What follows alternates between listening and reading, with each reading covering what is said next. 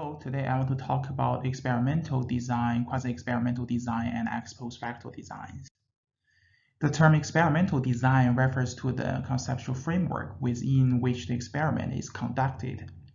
The designs that differ in the degree to which they have internal validity or the extent to which the independent variable is manipulated and confounding variables are controlled. There are a variety of different designs we can use in the research, like true experimental designs, quasi-experimental design,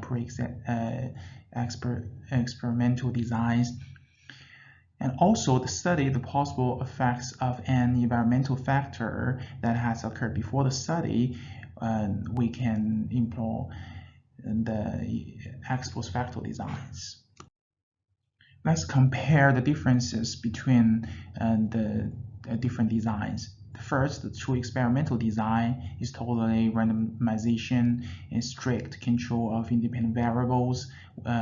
You must have a large sample size, and the benefits is it's imply cause and effect relations, and will increase internal validity because the great degree of control and has a result of greater, but it's time consuming and costs a little bit higher budget. There's no randomization in quasi-experimental design.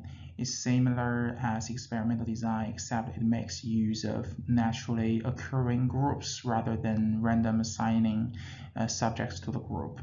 The benefit is apparently to max the external validity and can deal with the natural settings.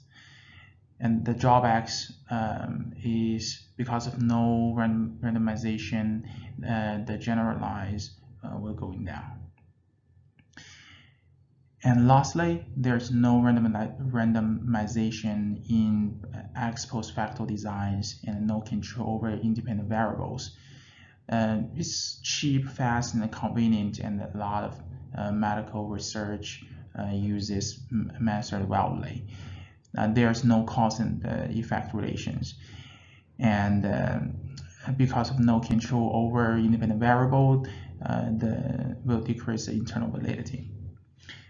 I want to highlight that it's similar to the correlational design because it involves looking at the existing circumstance. I want to bring an example from the sports management. As we know, the simulation system is popular nowadays. I want to know